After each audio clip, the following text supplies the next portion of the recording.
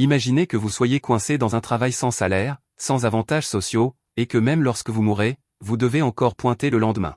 C'est le sort des héros dans ce monde, car peu importe le nombre de fois où ils meurent au combat, ils sont constamment ressuscités et contraints de continuer à se battre. Dota est l'un de ces héros, et il court actuellement à travers la forêt, poursuivi par un groupe de chevaliers.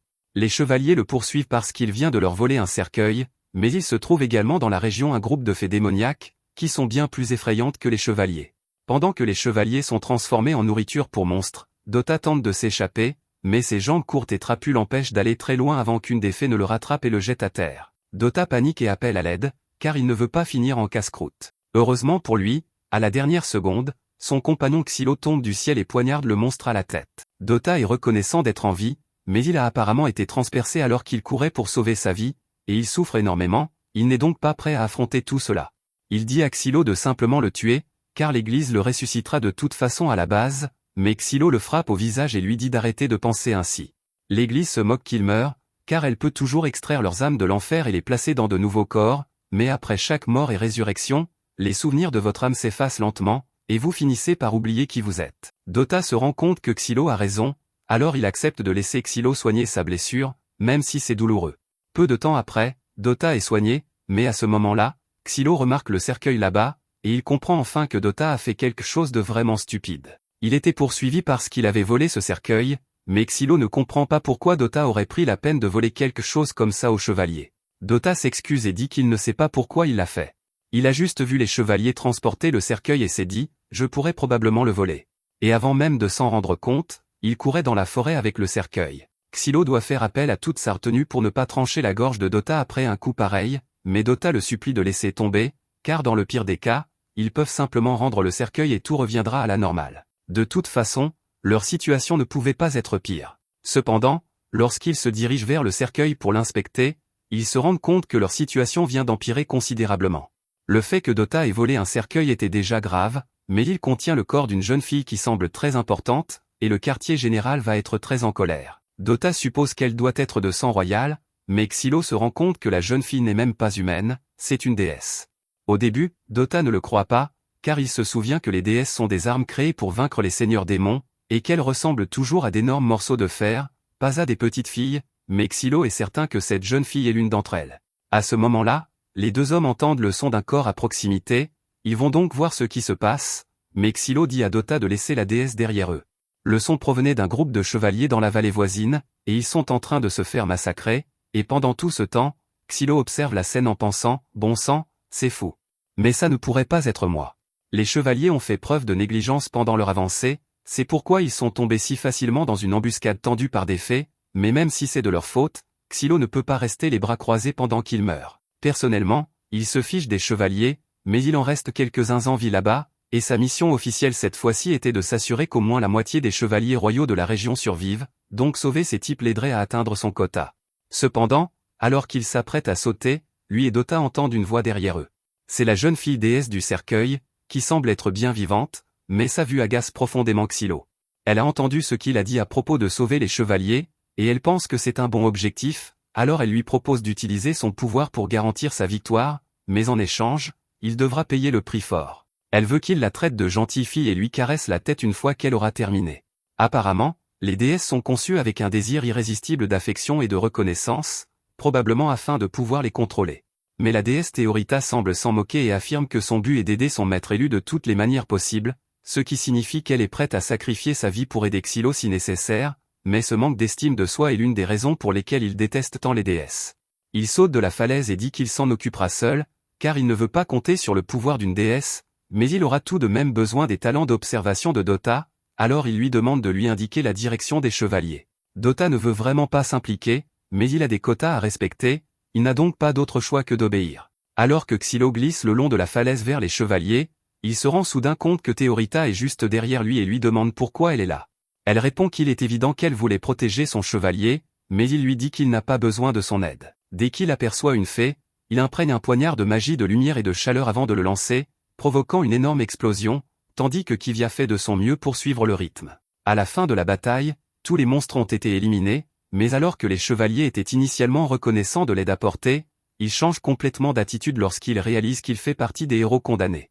Il trouve honteux d'avoir été sauvé par quelqu'un comme Xylo, et l'un d'eux pointe même son épée vers lui, ce qui semble assez stupide puisqu'ils savent tous que Xylo est la personne la plus forte ici.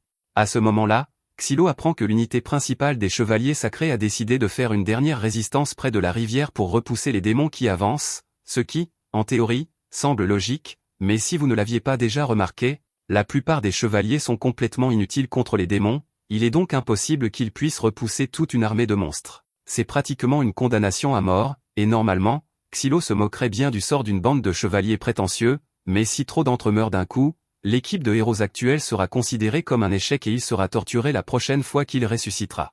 Il ne peut pas laisser cela se produire, alors il se prépare à aller sauver l'unité principale avant qu'elle ne soit complètement anéantie. Pendant ce temps, sur le front, l'escouade dirigée par le commandant Kivia vient de rencontrer l'armée démoniaque. Ils préparent leurs lances éclairées et, à leur crédit, ils parviennent à éliminer les premières vagues de monstres, mais il en reste encore beaucoup, et tôt ou tard, ils vont être submergés. Heureusement, Xylo arrive juste à temps pour les sauver. En réalité, plusieurs chevaliers ont déjà péri, donc je ne dirais pas qu'il arrive juste à temps, mais au moins, il est là, et il est bien plus habile que n'importe lequel de ses novices. Il parvient donc facilement à venir à bout de la vague actuelle de monstres, et les chevaliers sont tous stupéfaits par cette incroyable démonstration de puissance. La commandante Kivia s'approche de Xylo et, bien qu'elle lui soit reconnaissante de son aide, elle se méfie également du fait qu'un guerrier inconnu vienne d'apparaître sur le champ de bataille comme sorti de nulle part. À ce moment-là, Théorita rattrape Xylo et lui reproche d'avoir encore une fois essayé de la semer. Kivia reconnaît Théorita comme étant la déesse qui devait être transportée vers la capitale, et elle se méfie encore plus de Xylo, car elle pense qu'il a dû attaquer le groupe d'escorte pour kidnapper Théorita. Xylo explique que les chevaliers qui escortaient Théorita sont probablement morts, mais que ce n'est pas de sa faute, et qu'il n'a d'ailleurs aucun intérêt à conclure un pacte avec une déesse. Kivia est toujours très confuse et exige une explication claire, mais même si Xylo aimerait lui donner tous les détails, ils n'ont pas le temps pour cela car le seigneur démon se rapproche. Alors que le seigneur démon avance, la forêt qui l'entoure est corrompue par le fléau démoniaque, transformant la faune en monstre. Voir autant de démons approcher en même temps est incroyablement terrifiant pour les troupes, qui perdent leur sang-froid et tirent impulsivement, malgré les avertissements de Kivia. Il s'avère que c'était l'une des pires erreurs qu'ils pouvaient commettre, car ce seigneur démoniaque dispose d'un champ de force qui non seulement bloque les attaques, mais renvoie également les dégâts vers eux, ce qui entraîne la mort d'une grande partie des chevaliers sacrés. Alors que le démon continue d'avancer, Xylo dit à Kivia que cette bataille est perdue d'avance et qu'ils devraient tous battre en retraite tant qu'ils en ont encore la possibilité. Cependant, même si Kivia sait qu'il a raison, elle refuse toujours de battre en retraite. Xylo lui dit qu'elle mourra si elle reste ici, et que la seule raison pour laquelle il est venu, c'est parce qu'il a reçu l'ordre de soutenir leur retraite. Dès qu'elle l'entend dire cela, Kivia comprend qu'il doit être l'un des héros envoyés par le quartier général. Elle lui répond alors qu'en tant que commandant sur le terrain, c'est elle qui a le dernier mot sur les actions de la troupe et que, pour préserver leur honneur, ils sacrifieront leur vie sur le champ de bataille aujourd'hui. Cependant, Xylo se moque éperdument de l'honneur stupide de Kivia, car il ne supporte pas les gens qui sacrifient volontairement leur vie de cette manière. Mais alors que lui et Kivia sont en pleine dispute, le seigneur démon lance soudainement son attaque. Des dizaines de sacs d'œufs s'abattent sur le rivage et, en un instant, toute la troupe est submergée par les monstres. Xylo fait de son mieux pour les tenir à distance, mais il est à court de poignards à lancer et la situation ne s'améliore pas soudain. Quelques monstres se dirigent vers les canons à foudre et provoquent une énorme explosion sur le champ de bataille qui assomme Xylo. Lorsque Xylo reprend conscience, la seule chose qu'il voit est Théorita allongée sur le sol en face de lui, qui le supplie d'utiliser son pouvoir, car c'est le seul moyen de sauver les gens ici d'une mort horrible. Xylo sait qu'elle a raison, mais il s'est juré de ne plus jamais utiliser le pouvoir d'une déesse. Il commence donc à appeler Kivia et lui crie de conclure une alliance avec Théorita à sa place. Cependant, un instant plus tard, il voit la cuirasse ensanglantée de Kivia rouler sur le sol, et selon toute vraisemblance, elle n'est plus qu'une flaque de bouillie sur le champ de bataille à présent, il semble donc qu'il n'ait plus le choix. Il dit à Théorita qu'il est prêt à conclure le contrat, ce qui la réjouit. Elle s'apprête à lui expliquer la procédure, mais il lui dit qu'il sait déjà comment faire. Il se fait une entaille au dos de la main et la présente à Théorita en offrande. Dès qu'elle embrasse son sang, il sent le lien entre lui et Théorita se former. Maintenant que le pacte est conclu, Xylo est capable de puiser dans le pouvoir de Théorita, alors elle lui demande ce qu'il aimerait faire en premier. Il répond qu'un bon point de départ serait d'éliminer les fées qui les entourent actuellement, ce que Théorita accepte avec joie. En tant que déesse des épées, Théorita est capable d'invoquer d'innombrables armes et de les faire pleuvoir sur ses ennemis. En un rien de temps, elle a complètement anéanti l'armée de monstres. Théorita est très fière d'elle et dit à Xylo qu'il peut commencer à la féliciter, mais il lui répond que sa récompense devra attendre, car une autre vague de monstres se dirige vers eux. Il ramasse l'une des épées créées par Théorita et la lance sur un monstre. Il semble que son pouvoir fonctionne toujours avec les épées créées par Théorita, alors il lui demande de lui donner plus de munitions. Petit à petit, il élimine les démons restants sous le regard émerveillé des chevaliers sacrés. À un moment donné, Xylo parvient à retrouver Kivia, qui est surprise de voir qu'elle est encore en vie, mais il aurait été préférable de le savoir avant de conclure le contrat. Il dit à Kivia qu'elle doit prendre ses hommes et traquer tous les démons qui ont survécu à ces explosions avant qu'ils ne causent davantage de dégâts. Kivia est offensée qu'un héros condamné ose lui donner des ordres, mais Xylo lui rappelle qu'il s'agit d'une question de vie ou de mort, et qu'elle doit donc mettre sa fierté de côté et faire ce qui est nécessaire pour survivre. Il est peut-être un héros condamné, mais il n'a pas l'intention de mourir ici, et il ne veut pas voir quelqu'un d'autre mourir ici non plus, c'est pourquoi il va éliminer le Seigneur Démon avant que cela n'arrive. Il soulève Théorita sur ses épaules et se prépare à charger le Seigneur Démon. Elle lui demande s'il veut qu'elle utilise ses pouvoirs maintenant, mais il répond qu'ils doivent d'abord se rapprocher un peu plus, et qu'elle devrait donc se concentrer pour l'instant sur lui lancer des épées. Une fois qu'ils sont enfin assez près, il demande à Théorita de créer une épée géante qu'il peut utiliser, et lorsqu'il la lance dans le corps du Seigneur Démon, cela provoque une énorme explosion qui perce un trou dans son corps. Malheureusement, cela n'a pas suffi à le tuer, et le Seigneur Démon fait pousser plusieurs tentacules et les attaque, forçant Xylo à défendre Théorita de son corps. Lorsque Xylo se réveille, il trouve Théorita debout près de son corps, et Dota est également présent, car il est enfin revenu de ce qu'il était en train de faire pendant que Xylo risquait sa vie. Au début, Xylo était furieux, mais il remarque ensuite que Dota a encore volé quelque chose. Dota tente de se défendre en disant que cet objet traînait près du camp de base et qu'il s'est dit qu'il pouvait aussi bien le prendre. Pour une fois, les doigts sales et voleurs de Dota ont porté leurs fruits. Il s'agit d'un seau de terre brûlée, en gros une bombe très puissante, et Xylo vient d'imaginer un plan pour l'utiliser afin d'éliminer définitivement le Seigneur Démon. Il règle le minuteur et saute en l'air avant de lancer la bombe directement dans la blessure du Seigneur Démon. Avant qu'elle n'explose, il attrape Théorita et Dota et s'éloigne le plus vite possible du rayon de l'explosion. La bombe finit par exploser et le corps du Seigneur Démon est complètement détruit. La bataille est enfin terminée, et Théorita dit qu'elle veut être félicitée pour son bon travail, mais alors qu'il s'apprête à lui tapoter la tête, il a soudainement des flashbacks d'une ancienne déesse avec laquelle il avait conclu un contrat, et il ne peut se résoudre à le faire. À ce moment-là, Kivia apparaît, et même si Xylo a sauvé tout le monde ici, elle pointe son épée vers lui et lui dit qu'il sera puni pour avoir agi de son propre chef et avoir conclu un pacte avec la déesse Théorita sans autorisation. Théorita tente de prendre la défense de Xylo et dit à Kivia qu'il est le chevalier le plus digne qu'elle puisse souhaiter, mais Kivia lui répond qu'elle dit cela uniquement parce qu'elle ignore le crime que Xylo a commis et qui lui a valu d'être condamné à devenir un héros. Théorita demande quel était ce crime, car elle est sûre qu'il ne pouvait pas être si grave, mais Kivia explique alors que Xylo était autrefois un chevalier sacré et qu'il a été accusé d'avoir tué la déesse avec laquelle il avait précédemment formé une alliance. Théorita est choquée d'apprendre cela. Du moins, c'est la version officielle qui a été annoncée, mais en réalité, les choses se sont passées très différemment.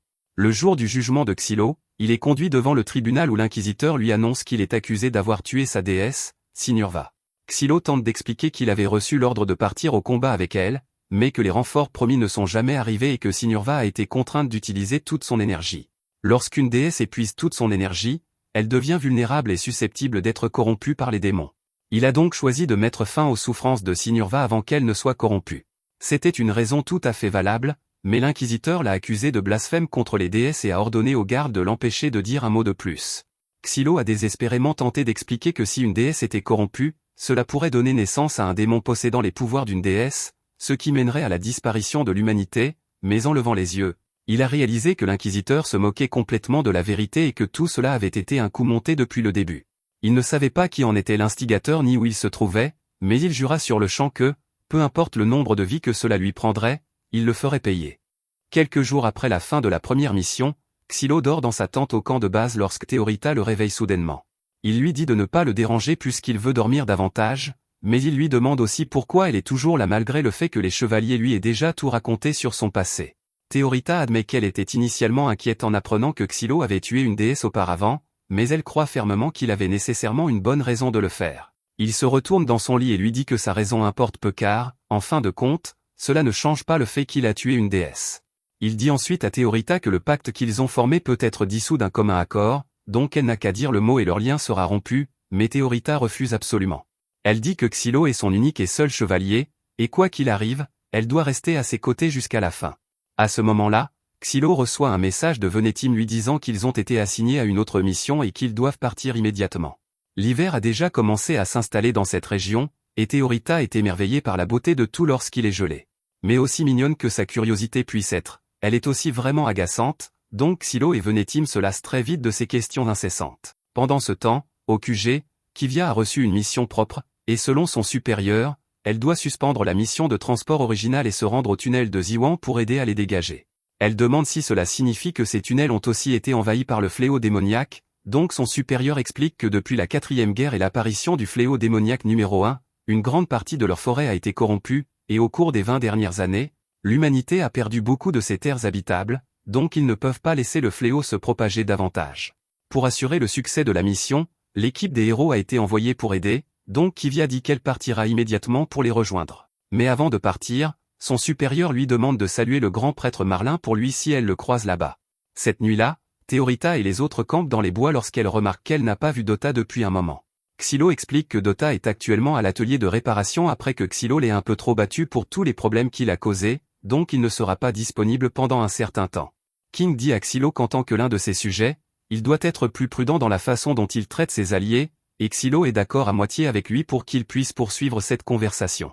Theorita s'approche de Xylo et lui demande pourquoi il appelle toujours ce type King, donc il explique que King est un héros comme lui, et il croit sincèrement qu'il est le roi du royaume fédéré, donc il est plus facile de composer avec lui si on joue le jeu.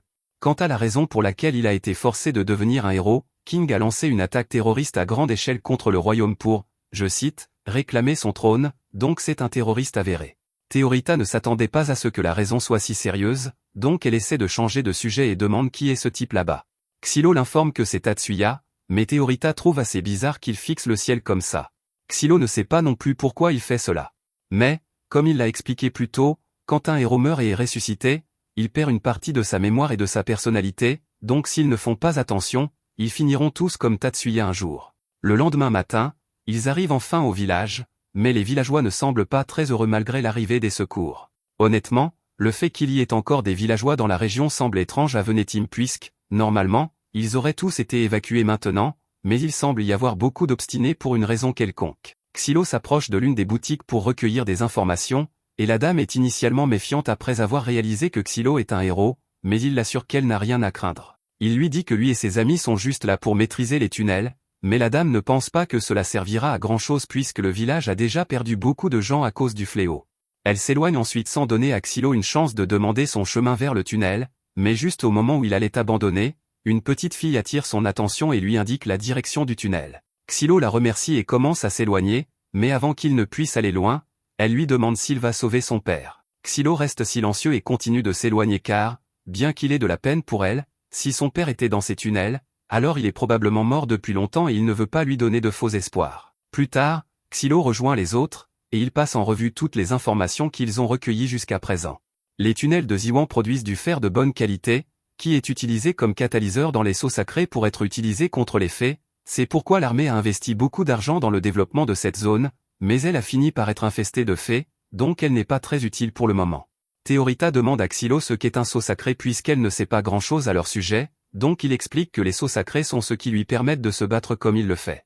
Cela dit, il ne sait pas grand-chose non plus, donc il demande à King d'expliquer puisque c'est son domaine d'expertise. King est un génie en matière de sceaux sacrés, et il est capable d'effectuer des réglages qui prendraient habituellement des dizaines de personnes tout seul. Mais les sceaux sacrés seuls ne suffisent pas à vaincre leurs ennemis. Alors qu'ils s'approchent du tunnel, Venetim informe tout le monde qu'il y a environ un mois, les villageois ont signalé qu'un groupe de mineurs de la cave a été transformé en fée à l'intérieur et a commencé à attaquer les gens. Les détails exacts de l'incident sont un peu flous, mais ils ont pu découvrir que le fléau numéro 51 est appelé Lotus. Leur mission aujourd'hui est de creuser un chemin direct pour que les chevaliers saints puissent attaquer, donc tous sont forcés d'entrer et de s'occuper des démons. Cependant, quand Venetim dit tous, ce qu'il veut vraiment dire, c'est tous sauf lui parce que, en tant que commandant de cette équipe, il doit rester en retrait dans cette ville pour coordonner la mission. Xylo sait que c'est juste une excuse qu'il a inventée pour éviter de faire un vrai travail, mais Venetim a déjà commencé à s'enfuir, et ce n'est pas comme s'il aurait été d'une grande aide là-dedans de toute façon, le groupe poursuit sans lui. Pendant les quelques heures suivantes, Xylo et Tatsuya passent leur temps à creuser à travers les tunnels pour créer une ouverture pour les chevaliers tandis que King s'assoit à son établi, gravant des sceaux sacrés sur l'équipement de creusage pour les renforcer. Theorita veut aussi contribuer, donc elle lui demande si elle peut aider avec le creusage, mais Xylo rejette son offre puisqu'il ne veut pas qu'une déesse gaspille son endurance sur une tâche comme celle-ci. Juste à ce moment, Kivia apparaît, et elle mentionne que les supérieurs lui ont dit que c'était Dota qui avait volé le cercueil de Théorita, pas Xylo, donc c'est sa façon de s'excuser d'avoir accusé Xylo sans vraiment s'excuser. Elle lui demande pourquoi il ne s'est pas expliqué à elle à l'époque, mais il dit que cela aurait été inutile parce que Kivia ne l'aurait pas cru de toute façon.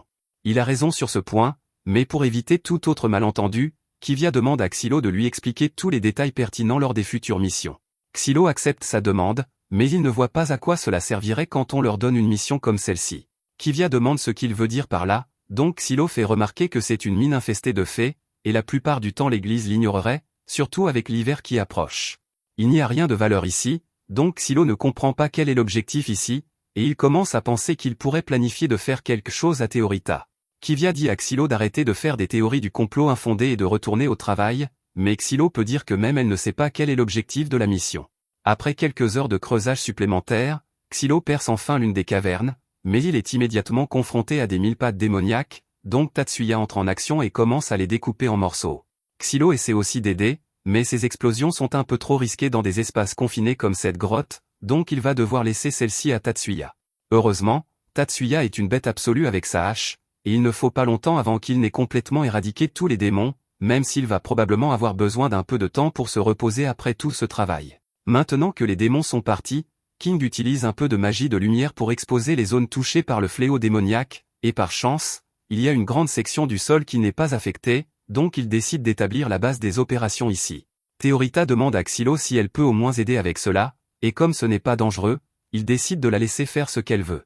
Il explique que les piquets sont utilisés pour empêcher le fléau démoniaque de s'étendre aux zones qu'ils ont délimitées, donc si elle veut aider, elle devrait aller en mettre un là-bas, et Théorita est ravie qu'elle puisse enfin faire quelque chose. Un peu plus tard, la section touchée par le fléau démoniaque a été complètement scellée, et Théorita demande à Xylo de la récompenser pour ses efforts. Elle a bien fait son travail, donc il dit qu'il la félicitera un peu une fois de retour, mais Théorita veut encore accomplir plus, donc elle lui demande s'ils peuvent aller plus profondément dans la mine et vaincre le seigneur démon qui répand tout ce fléau. Xylo lui dit qu'il n'y a aucune chance qu'il fasse cela puisque, premièrement, il ne veut pas s'occuper de cette corvée, et deuxièmement, cela irait à l'encontre des ordres qu'ils ont reçus. Il lui dit qu'elle devrait rejoindre les chevaliers royaux si elle veut combattre des seigneurs démons tout le temps, mais Théorita n'apprécie pas son attitude dédaigneuse. Elle a déjà juré de rester à ses côtés jusqu'à la fin, mais elle a besoin qu'il la laisse faire des choses importantes aussi, sinon elle ne sera jamais satisfaite. Juste à ce moment, King reçoit un signal de détresse des chevaliers via les communications, et il dit qu'ils sont actuellement attaqués près de l'entrée de la grotte, donc ils ont besoin de renforts. Kivia et le reste des chevaliers chargent au combat contre les humains touchés par le fléau, mais avec autant d'entre eux, ce n'est qu'une question de temps avant d'être submergés. Au moment où Xylo et les autres arrivent, quelques chevaliers ont déjà été tués, donc il veut les sauver dès que possible, mais avant cela, Théorita a une question.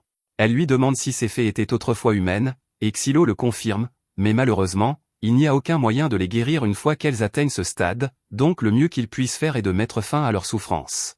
Quelques minutes plus tard, la bataille est terminée, et quelques-uns des chevaliers le prennent assez mal parce qu'ils ne s'attendaient pas à devoir tuer des fées humaines. Juste à ce moment, Xylo remarque un gars caché derrière des caisses dans le coin, et, apparemment, c'est un survivant qui n'a pas réussi à sortir de la grotte pendant l'infestation initiale. Cela signifie qu'il y a d'autres survivants encore piégés à l'intérieur, et King pense qu'il est impératif de les sauver dès que possible, mais Kivia dit que ce serait impossible parce qu'ils ne sont pas équipés pour lancer une mission de sauvetage maintenant. Prendre une telle mesure risquée entraînerait la mort de nombreux chevaliers saints. Cependant, ce n'est pas qu'elle veut laisser ses civils derrière, donc elle demande à Xylo ce qu'il pense de la situation, s'ils devaient entreprendre une mission de sauvetage, quelle serait leur chance de succès? Xylo lui dit clairement que la plupart des chevaliers mourraient parce que combattre des fées tout en défendant des civils dans ces couloirs étroits serait une condamnation à mort. Juste à ce moment, le prêtre Marlin apparaît, et il dit à Kivia qu'il n'est pas nécessaire de demander conseil à un homme comme Xylo parce qu'ils ont déjà leurs ordres. Ils doivent faire sauter l'entrée et la sceller pour s'assurer qu'aucune fée ne puisse s'échapper, mais en entendant cela, King entre dans une rage parce qu'il ne peut pas croire que Marlin sacrifierait intentionnellement des civils innocents, mais Marlin s'en moque totalement. En fait, il aime voir King dans cet état parce qu'il le connaissait avant qu'il ne soit condamné à être un héros. Xylo n'aime pas non plus l'idée de laisser des civils mourir, mais il ne veut pas prendre le risque d'aller les sauver. Cependant, quand il voit Théorita, il se souvient de cette fille d'avant et de son air triste, donc il change d'avis et dit qu'il sauvera personnellement les gens. Ils ont déjà fini d'établir la base des chevaliers, donc leur mission officielle est terminée et rien ne les empêche de sauver des gens pendant leur temps libre. Mais alors que Théorita célèbre le fait qu'elle va enfin pouvoir faire quelque chose d'héroïque, Xylo lui dit qu'elle doit rester ici. Après tout, Il ne peut pas risquer de la laisser mourir pour quelque chose comme cela. Les villageois sont actuellement piégés dans une section de la mine, essayant désespérément de repousser les fées, mais alors qu'ils étaient sur le point d'être dévorés, Xylo arrive et les fait exploser. Tatsuya saute alors dans la mêlée et commence à détruire les monstres sans pitié, et il est très efficace dans ce qu'il fait. L'un des vers tente de le piéger dans une toile, mais ses instincts sont trop aiguisés pour cela, alors il se retourne et tranche la toile en morceaux avant d'attaquer le reste des monstres, et quelques minutes plus tard, lui et Xylo ont à peu près terminé, mais cela ne signifie pas que c'est fini. Les ouvriers sont peut-être en sécurité pour l'instant, mais sortir de cette grotte va être un tout autre défi, alors Xylo demande à King de graver des sceaux sacrés sur leurs outils pour leur donner une chance de se battre. Les sceaux sacrés fonctionnent en utilisant la luminescence comme source d'énergie, donc ils peuvent généralement être rechargés par la lumière du soleil, mais ici-bas il n'y a pas de lumière du soleil à proprement parler, donc ceux-ci n'auront que quelques utilisations avant de manquer d'énergie. Les sceaux sacrés de Xylo fonctionnent de la même manière, mais son corps est capable de stocker plusieurs fois la quantité normale de luminescence d'un homme ordinaire, c'est pourquoi il a pu maintenir sa puissance destructrice ici-bas. Même ainsi, son pouvoir peut encore s'épuiser, donc ils ont tous besoin de sortir de la grotte le plus vite possible. Sinon, ils seront des cibles faciles. Ils se préparent à commencer le chemin vers la sortie, mais soudainement, le sol commence à trembler sous leurs pieds, et des dizaines de fées les entourent tout à la fois. C'est le pire moment imaginable, mais ils n'ont pas le choix dans cette situation, alors Xylo dit à tout le monde qu'ils doivent former une ligne de défense et tenir leur position aussi longtemps que possible. Il commence ensuite à faire exploser quelques-unes des fées, mais les ouvriers sont trop terrifiés pour se battre car ils n'ont jamais eu à faire face à des choses comme ça auparavant. Malheureusement, ils n'ont pas vraiment le choix, alors Xylo leur dit qu'ils doivent se défendre même ou ils vont devenir le déjeuner des fées. Pendant ce temps, de l'autre côté de la nuit, ils sont tous en train de se détendre au bord de l'entrée, attendant de voir si Xylo parvient à revenir vivant pendant qu'ils finissent d'installer leur base, et pendant tout ce temps, Théorita a boudé dans le coin parce qu'elle a été laissée derrière. Marlin dit à Kivia qu'il ne pense pas que Théorita ait beaucoup de valeur en tant qu'arme puisqu'elle semble très attachée à Xylo, mais quoi qu'il essaie de sous-entendre, Kivia l'informe qu'elle et les autres chevaliers se dirigeront à l'intérieur pour aider à la mission de sauvetage dès qu'ils auront fini d'installer la base ici. Quant à Xylo et aux autres personnes, après une bataille acharnée, ils ont réussi à détruire toutes les fées qui les attaquaient, mais leur morale est au plus bas parce qu'ils ne croient pas qu'ils pourront s'en sortir. Xylo essaie de les encourager à se remettre debout et à se battre, mais ils sont tous trop fatigués et désespérés pour le faire. Xylo commence à leur crier d'arrêter d'agir comme ça puisqu'ils ne survivront jamais s'ils abandonnent, mais ils n'arrivent pas à les convaincre, alors King décide de faire un discours à la place. Il est conscient que ces hommes ont consacré la plus grande partie de leur vie à leur travail et que c'est leur travail qui a permis à ce royaume de prospérer. Ils ont traversé des situations difficiles auparavant et s'en sont sortis malgré tout, donc il n'y a pas besoin de céder à la peur ici parce qu'ils vont survivre. Les hommes voient le regard plein de confiance dans les yeux de King et cela leur donne la motivation dont ils ont besoin pour se remettre sur pied et faire de leur mieux. Ils savent que Xylo, King et Tatsuya sont des héros, et toute leur vie on leur a dit que les héros sont les pires criminels qui soient, mais Xylo et les autres ont quand même choisi de venir les sauver même si la plupart des autres les auraient considérés comme sacrifiables et les auraient abandonnés ici, donc ils leur sont vraiment reconnaissants. Juste à ce moment-là, le sol commence à trembler alors que d'autres fées approchent et Xylo commence à être vraiment frustré parce que ces choses ne cessent d'arriver et il n'y a aucun moyen pour eux de savoir combien il y en a ici. Les ouvriers se remettent tous debout et lèvent leurs armes en préparation d'un combat, et quand les fées apparaissent réellement, Xylo prend l'initiative et attaque le premier. Les ouvriers sont encore très nerveux à propos de tout ça, mais ils ont déjà décidé de se battre au moins jusqu'au bout, donc l'un d'eux commence à balancer sa pelle sauvagement jusqu'à ce qu'ils finissent par frapper le monstre vert, et grâce aux enchantements que Kingi a apposés, la pelle fait en fait des dégâts significatifs. Voyant cela, les autres villageois réalisent qu'ils pourraient en fait avoir une chance, alors ils chargent le ver et commencent à le battre à mort. Ils s'en sortaient plutôt bien au début, mais il y a une limite à ce que la force brute sans compétence peut accomplir, donc avant longtemps, les ouvriers sont submergés. La jambe du contremaître a été blessée, et comme il ne peut pas s'enfuir, un ver est sur le point de l'achever, mais à la toute dernière seconde, le ver est soudainement anéanti par un ensemble d'épées volantes. Il n'y a qu'une seule personne qui aurait pu faire ça, et Xylo se retourne pour trouver Théorita debout triomphalement près d'un passage alors qu'elle annonce son arrivée. Une fois que tout le monde est en sécurité, Théorita leur dit qu'ils peuvent commencer à la féliciter maintenant, mais Xylo ne veut pas King, d'autre part, est très reconnaissant de l'intervention de Théorita parce que sans elle, plusieurs ouvriers auraient péri dans cette bataille. Théorita lui dit que ce n'était pas grand-chose puisqu'avec elle et Xylo travaillant ensemble, la victoire est quasiment assurée. Comme Théorita peut fabriquer un nombre illimité d'épées, King décide d'en utiliser quelques-unes pour construire une clôture pour que tout le monde puisse se reposer. Il en attrape quelques-unes et se prépare à commencer à graver des sceaux sacrés de clôture sur les épées, mais pendant qu'il fait ça, Xylo s'approche de Théorita et exige de savoir pourquoi elle est là alors qu'il lui avait dit d'attendre dehors. Elle explique qu'elle s'est tout simplement faufilée devant les chevaliers alors qu'ils ne regardaient pas, et elle demande à Xylo de la féliciter pour être si rusé, mais il refuse encore une fois. Théorita pense que Xylo doit être contrarié parce que cela a pris si longtemps pour sauver tout le monde, mais elle lui dit que c'est de sa faute pour l'avoir laissé derrière plus tôt. Cependant, Xylo l'interrompt et dit qu'il n'a pas l'intention d'utiliser Théorita ou son pouvoir, et elle est vraiment déçue d'entendre cela parce qu'être utilisé est tout son but dans la vie. Elle demande à Xylo ce qu'il veut qu'elle fasse à la place, si ce n'est pas se battre à ses côtés, et il lui dit qu'il veut juste qu'elle survive, donc il ne la laissera pas risquer sa vie pour une gloire inutile. Théorita se réjouit un peu après l'avoir entendu dire cela parce qu'elle sait que cela signifie que Xylo tient vraiment à elle, et c'est ce qui la rend si disposée à risquer sa vie pour lui. Elle sait que chercher des éloges est inscrit dans sa nature, mais cela fait toujours partie de qui elle est, donc elle veut vivre une vie glorieuse et utile et il n'y a rien que Xylo puisse faire pour l'en empêcher. Xylo réalise que cela pourrait être un peu égoïste de sa part de demander à Théorita de nier ses désirs, mais avant qu'il ne puisse dire quoi que ce soit, tout le monde a senti une autre soudaine secousse, et celle-ci semble bien pire que les autres. Alors que les monstres approchent, Xylo dit à Théorita de se mettre à l'écart pour sa sécurité. Elle lui dit qu'elle n'ira nulle part, et s'il tient tant à sa sécurité, alors tout ce qu'il a à faire est de la protéger à tout prix. Xylo ne peut pas vraiment argumenter avec elle là-dessus, alors il accepte de laisser Théorita se battre à ses côtés et prend une de ses épées pour l'utiliser comme munition. Il la lance sur le ver principal du groupe de fées, le coupant en deux d'un seul coup, mais alors qu'il est sur le point d'en lancer une autre, ils entendent tous un son retentissant assourdissant qui les fait tomber à genoux. Tatsuya, d'autre part, semble être complètement indemne parce qu'il est simplement construit différemment, tandis que les autres se tordent de douleur. Il passe à l'attaque et commence à tuer autant de monstres qu'il le peut. Pendant ce temps, Xylo vient de réaliser que ce son doit provenir d'un seigneur démon à proximité et essaie de les corrompre. Théorita semble également être indemne, alors elle court aux côtés de Xylo et commence à partager une partie de son énergie avec lui pour surmonter l'influence du seigneur démon. Quelques instants plus tard, le seigneur démon en question fait son apparition et émerge du sol en tant qu'énorme arbre lotus vivant avec une silhouette humaine, et je sais juste que quelqu'un va dire « Écoutez-moi sur celui-ci ». Le seigneur démon déclenche une autre vague d'interférences soniques, et tous les ouvriers commencent à entendre une voix leur disant de l'approcher, alors Xylo fait de son mieux pour les en empêcher.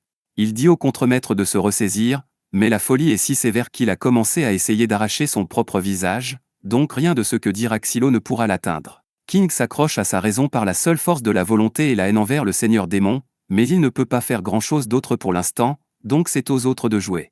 Xylo dit qu'il serait trop dangereux pour eux de quitter la zone clôturée, alors à la place, il soutient Tatsuya depuis l'arrière et commence à tirer des épées. Théorita demande si Tatsuya va vraiment bien, mais Xylo lui dit qu'il n'y a rien à craindre parce qu'il est incroyablement compétent. Cependant, il aura quand même besoin de soutien, alors Xylo demande à Théorita de fabriquer un tas d'épées pour lui. Elle est ravie qu'elle puisse enfin aider Xylo à se battre, même si ce n'est qu'un rôle de soutien, alors elle crée plus d'épées et il commence à les lancer pour couvrir Tatsuya. Tatsuya continue de s'approcher du seigneur démon tout en esquivant ses attaques jusqu'à ce qu'il le tranche finalement en deux, mais malheureusement, il s'avère que ce n'était pas le corps principal du seigneur démon, et Tatsuya se fait attraper. Xylo et Théorita commencent à chercher autour d'eux, et ils finissent par repérer le corps principal suspendu à l'un des murs à proximité. Xylo se prépare à l'achever avec un dernier coup, mais juste au moment où il s'apprête à lancer l'épée, il réalise que son corps est à court de luminescence, donc il ne peut plus utiliser la magie. Juste à ce moment-là, les chevaliers arrivent pour aider, mais ils tombent immédiatement victimes de l'interférence du seigneur démon et s'effondrent dans l'agonie. Le seigneur démon fait alors pousser des tentacules autour de leur corps pour les dévorer, alors Xylo est forcé de courir et de les libérer, mais il y a trop de lianes pour qu'il puisse s'en occuper tout seul. Juste à ce moment-là, la vue de personnes innocentes blessées plonge King dans une rage, alors il se libère des lianes et passe sa lanterne en mode lance-flamme pour réduire le seigneur démon en cendres. Le feu est vraiment efficace contre les monstres végétaux, mais malheureusement, avant qu'il ne puisse finir le travail, le seigneur démon l'attrape par la cheville et le traîne en l'air. La lanterne tombe au sol, et le seigneur démon essaie de l'atteindre, mais Tatsuya arrive à point nommé et la traîne jusqu'à l'extérieur pour donner à Xylo assez de temps pour atteindre la lanterne. Cependant, avant qu'il ne puisse réduire ce seigneur démon en cendres, il a réussi à le restreindre dans une cage pour l'empêcher de viser les flammes. Cela aurait été un échec et mat, mais le seigneur démon n'a pas tenu compte du fait que King est un véritable démon et qu'il n'arrêtera à rien pour punir ceux qui blessent des innocents, alors il se coupe sa propre jambe juste pour pouvoir tomber et poignarder le seigneur démon dans l'œil. Il finit par être projeté contre un mur, mais il a déjà fait plus qu'assez car son attaque a forcé le seigneur démon à relâcher le corps de Xylo, et maintenant rien ne l'empêche d'achever le seigneur démon. Kivia et les autres chevaliers sont choqués par le fait que les héros ont pratiquement vaincu le seigneur démon par eux-mêmes, et Marlin est complètement sans voix. Quant à King, il est toujours en vie, mais il est dans un très mauvais état, donc il va avoir besoin de réparation. Un peu plus tard, tous les ouvriers retournent à la surface et sont réunis avec leur famille, et les autres découvrent que Venetim est resté assis ici sans rien faire du tout pendant tout ce temps. King a été envoyé à l'atelier de réparation pour qu'on lui attache une nouvelle jambe, et Xylo espère qu'il sera bien traité parce que sans lui, beaucoup de vies auraient été perdues aujourd'hui. Tout le monde est heureux d'avoir retrouvé sa famille, et ils savent que c'est grâce au héros, mais ils hésitent encore à s'approcher pour dire merci à cause du stéréotype. Tous, sauf le contremaître et sa famille. Il exprime sa gratitude à Xylo parce que c'est grâce à lui qu'il a pu revoir sa famille, et d'ailleurs, il dit que sa fille a quelque chose qu'elle veut donner à Xylo. La petite fille s'approche nerveusement de Xylo et lui offre une fleur en remerciement d'avoir sauvé son père, et Xylo est ému par ce geste gentil puisqu'on le remercie rarement pour le travail qu'il fait. Pendant ce temps, Marlin est là-bas en train de détester Xylo. Il essaie de pousser Kivia à signaler Xylo pour avoir enfreint les règles et combattu le seigneur démon sans permission, mais elle le repousse très vite parce que Xylo et son équipe ont sauvé des vies aujourd'hui, et la seule chose que Marlin a faite a été d'essayer de la convaincre d'abandonner ses gens. Il mérite de jouir au moins d'un peu de reconnaissance pour ce qu'il a fait.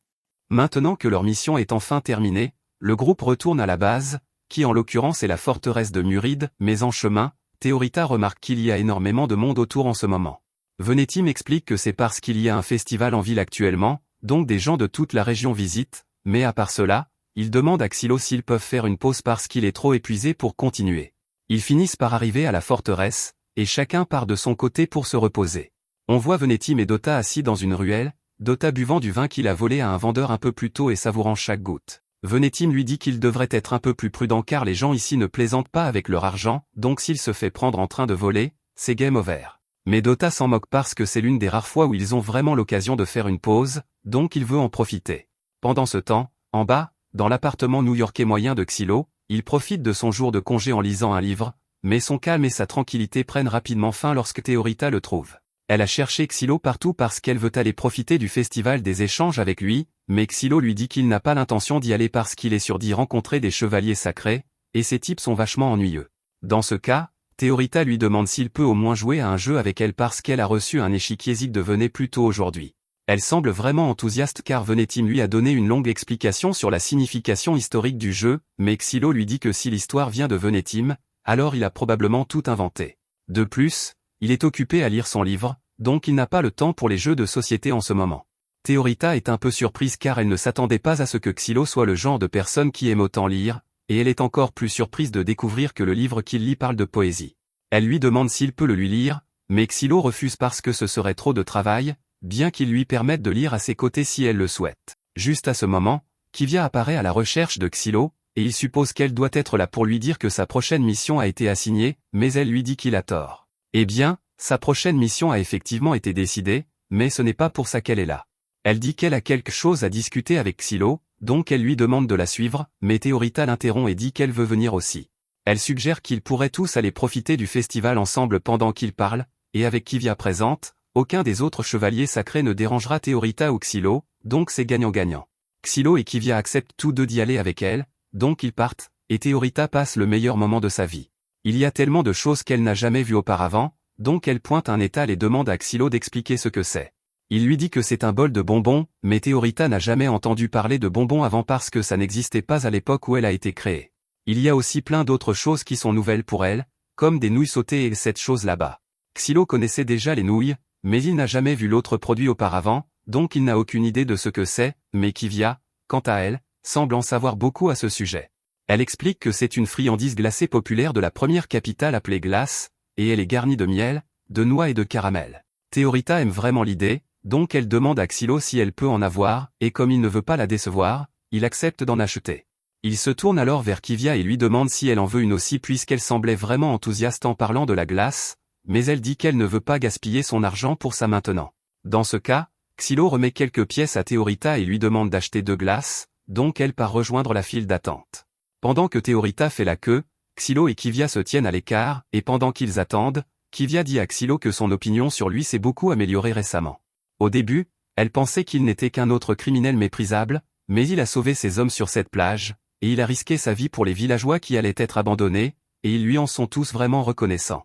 Xylo est content d'apprendre que ses efforts sont reconnus, même si ce n'est qu'un peu, et Kivia poursuit en lui disant que ses actions ont aussi probablement sauvé la vie de Théorita.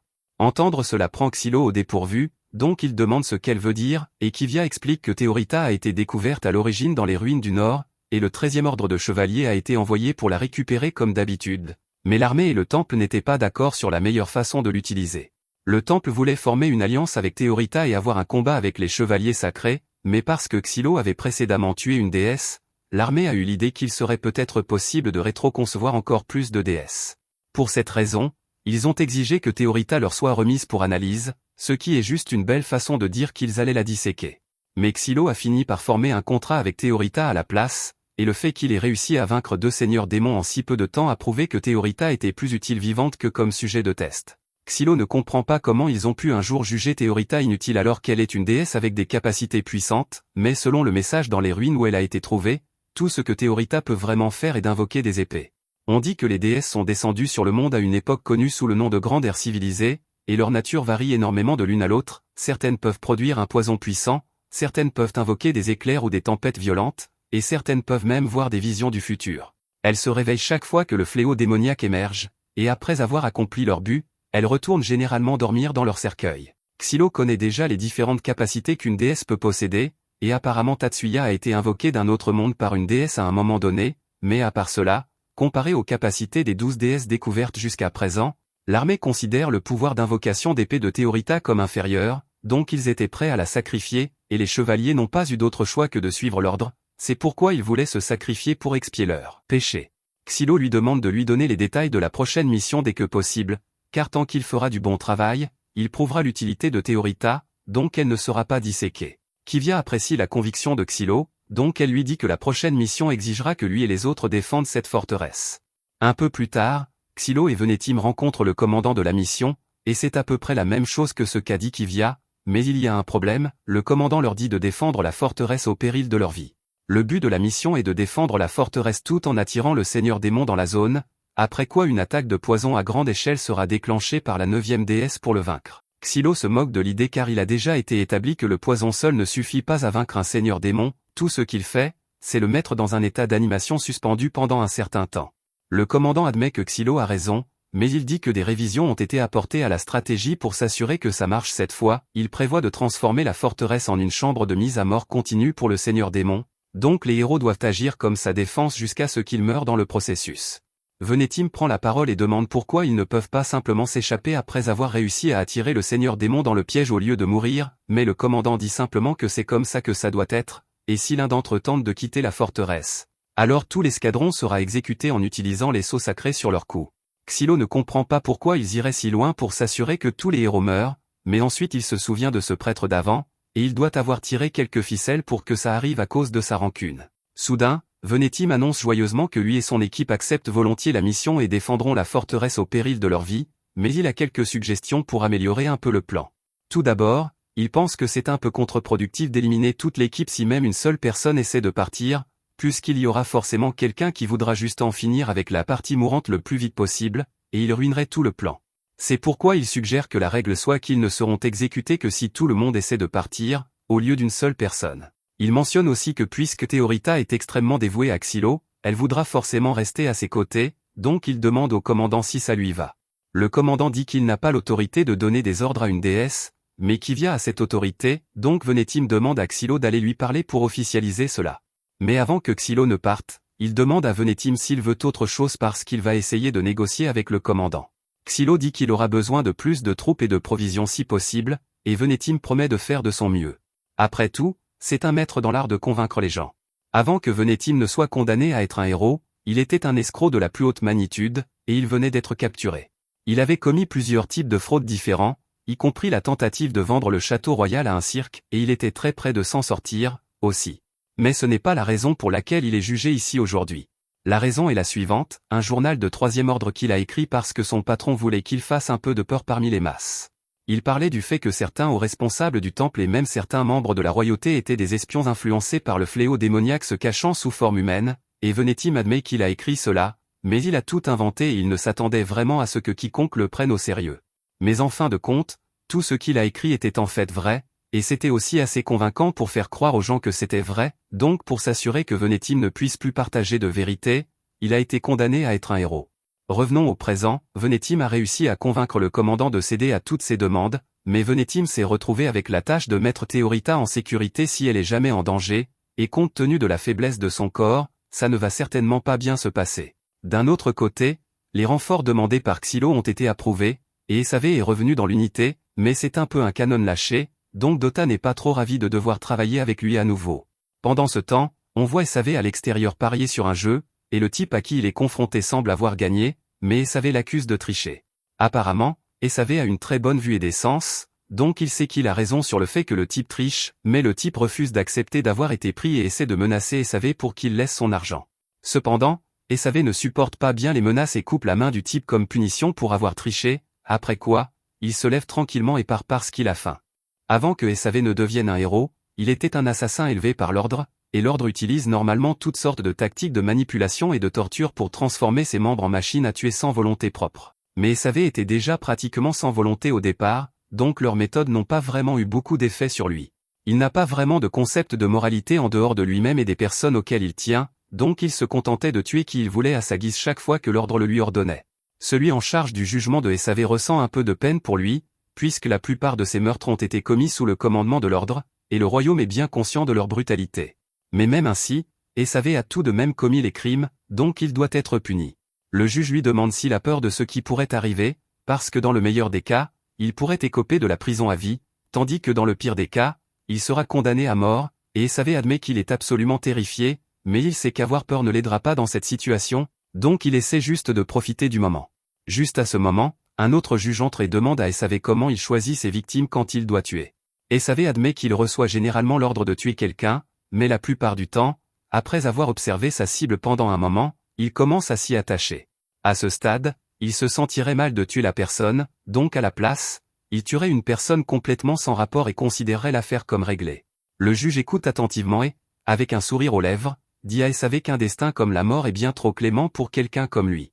Entendre cela panique un peu SAV, parce qu'il ne veut vraiment pas découvrir ce que ressent un destin pire que la mort, donc il commence à demander s'il peut simplement accepter une peine de mort et en rester là. Mais il est déjà trop tard, parce que le deuxième juge lui dit qu'il va être condamné à être un héros. Retour au présent, le groupe marche vers le site de leur dernier combat, mais tandis que les autres préféreraient de loin marcher en silence, SAV est là à leur raconter son histoire pour la 7e fois d'affilée maintenant. C'est un miracle qu'il n'ait pas déjà perdu la tête étant donné le nombre de fois où il est mort, mais encore une fois, ce n'est pas comme s'il avait beaucoup de tête au départ. Xylo se tourne vers SAV et lui dit de se taire avant qu'il ne lui mette une muselière. L'un des nombreux défauts de SAV, outre sa stupidité, est le fait qu'il ne sait littéralement pas quand s'arrêter de parler, c'est pourquoi Dota et les autres détestent devoir travailler avec lui. Cela dit, SAV semble avoir beaucoup de respect pour Xylo, donc il fait de son mieux pour écouter les ordres de Xylo et ne pas l'énerver. Alors qu'il progresse, le groupe aperçoit bientôt le seigneur démon qu'ils vont affronter, et il est beaucoup plus proche qu'il ne l'avait anticipé. À ce rythme, cette chose atteindra le fort avant la tombée de la nuit, donc ils doivent se préparer au combat. Xylo demande à Kivia combien de soldats ils ont de leur côté, et elle lui dit qu'il y a environ 50 soldats fiables à leur disposition, mais Xylo ne pense pas que cela sera suffisant. Heureusement, Venetim a pu recruter un groupe de prisonniers pour aider à la mission, mais cela inquiète un peu Kivia parce qu'elle ne se souvient pas avoir entendu parler de prisonniers faisant partie de la mission. Xylo explique que Venetim a pratiquement soudoyé quelques mains pour obtenir le contrôle d'un groupe de condamnés à mort, et puisqu'ils vont être exécutés de toute façon, Venetim est libre de faire ce qu'il veut avec eux. Juste à ce moment, Dota remarque que quelques-uns des démons courent en avant du reste du groupe, et SAV suppose que ce doivent être les éclaireurs démons, donc il jette un coup d'œil et identifie quelques chiens démons dans la forêt. Kivia est surprise que SAV ait pu repérer les démons aussi loin sans utiliser de télescope, mais Xylo lui dit que c'est normal pour SAV, puisque sa vue est bien au-delà de ce qui est humainement possible. Xylo demande à SAV s'il peut les abattre d'ici, et SAV accepte d'essayer, mais il dit qu'il ne peut pas garantir qu'il touchera sa cible. SAV sort alors une lance magique spéciale et vise le chien avant de tirer un coup et de lui faire exploser la tête. SAV est vraiment fier de lui d'avoir fait un coup direct, mais Dota lui rappelle qu'il y a encore beaucoup d'autres chiens à gérer, donc il doit rester concentré. Kivia demande à Xylo s'il est vraiment correct de laisser cela à ces deux-là, et Xylo dit qu'il ne devrait y avoir aucun problème, puisque les compétences de tireur d'élite de SAV sont si bonnes qu'il n'a littéralement jamais vu le gars manquer un tir. Il est assez confiant que SAV sera capable d'éliminer la plupart des éclaireurs, donc maintenant tout ce qui reste à faire est de poser les pièges. Kivia est surprise que Xylo soit si posé même s'il s'agit d'une bataille perdue d'avance, mais il dit qu'il ne veut simplement pas donner la satisfaction au supérieur qui le méprise de le voir mourir, et en plus, il doit réussir ici pour prouver son utilité à Théorita.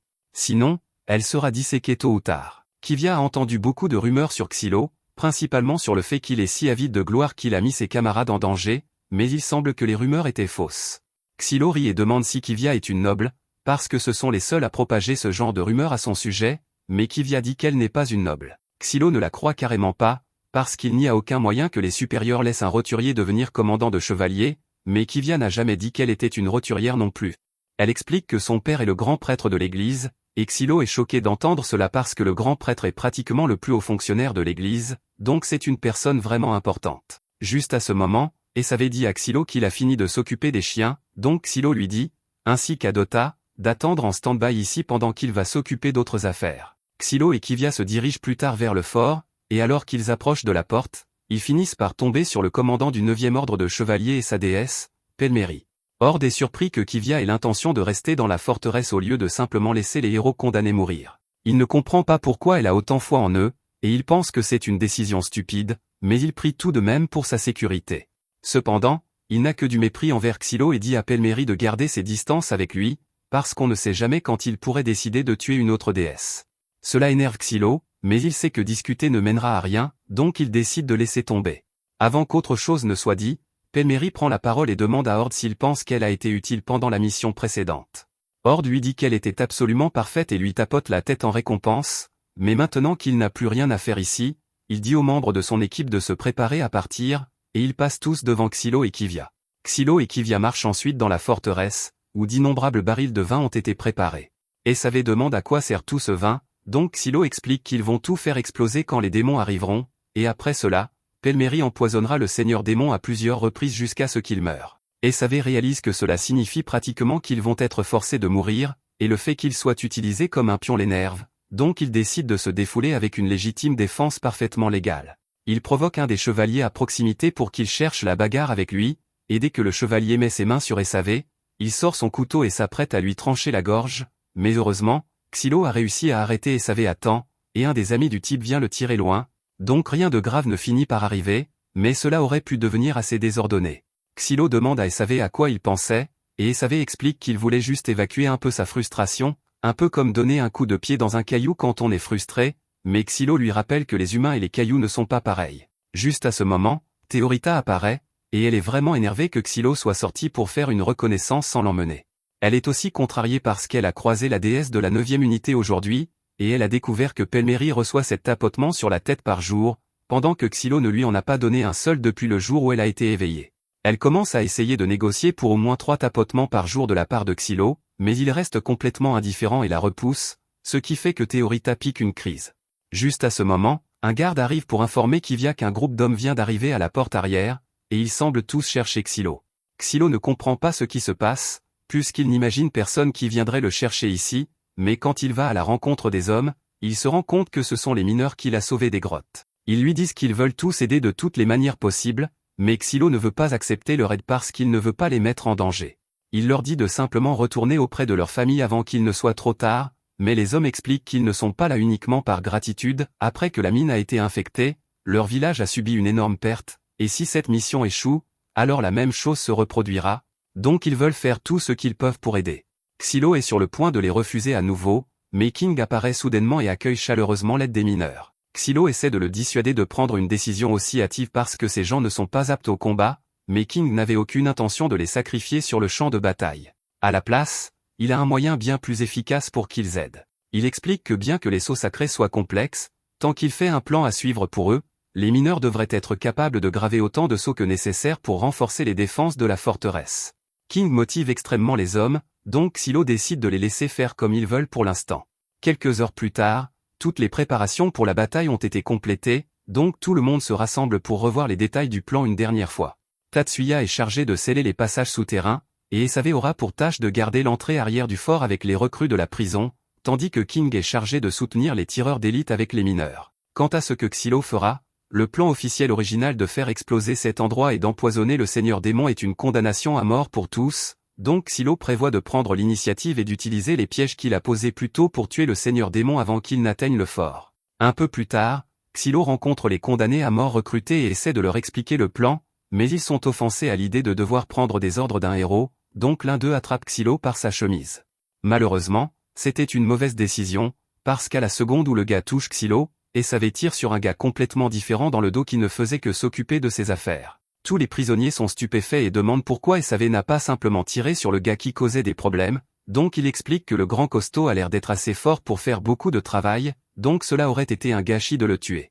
Xylo marche vers SAV et le plaque contre le mur, parce que même s'il ne niera pas que c'est un moyen efficace de les faire écouter, il prévient SAV de ne plus refaire ça et s'en va, et c'est alors que les prisonniers réalisent qu'écouter Xylo pourrait être leur meilleure chance de survie ici.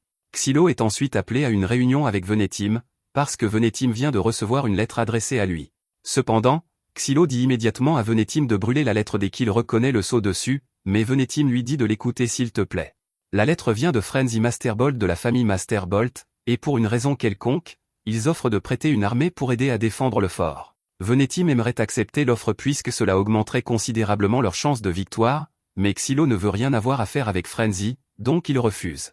Il n'y a rien que Venetim puisse faire pour convaincre Xylo, donc il décide de changer de sujet et demande à Xylo s'il croit aux théories du complot. Xylo demande s'il parle de cet article de journal étrange qu'il a publié il y a quelques années sur le fait qu'il y ait des adorateurs de démons parmi les supérieurs, parce que cela semble évidemment faux, et Venetim peut comprendre pourquoi il n'y croirait pas, mais il demande ce que Xylo ferait s'il s'avérait vrai qu'il y ait des adorateurs de démons travaillant dans l'ombre pour s'assurer que l'humanité perde la guerre. Après tout, cela expliquerait toutes les décisions illogiques et stupides que les supérieurs ont prises récemment, et maintenant que Xylo y pense vraiment, cela semble vraiment suspect. À la tombée de la nuit, l'armée démon approche du château, donc ils préparent leur défense, et King et les mineurs commencent à tirer sur la cavalerie démon. Après que la première vague a été prise en charge, ils activent les murs enchantés avec des sceaux sacrés pour tenir le reste à distance, et une fois la voie libre, l'unité de Kivia avance pour affronter les démons de front. Tout se passait comme prévu au début, mais ensuite Xylo repère quelque chose qu'il ne s'attendait jamais à voir ici, il y a un groupe d'humains montant des chevaux démons, et ils procèdent à tirer des flèches enflammées dans la forteresse. Étant donné que la forteresse est remplie de vin inflammable, tout le monde commence à s'activer pour éteindre les incendies, et cette panique permet à quelques chevaux démons de percer la porte d'entrée. À ce rythme, ce n'est qu'une question de temps avant qu'ils ne soient tous anéantis.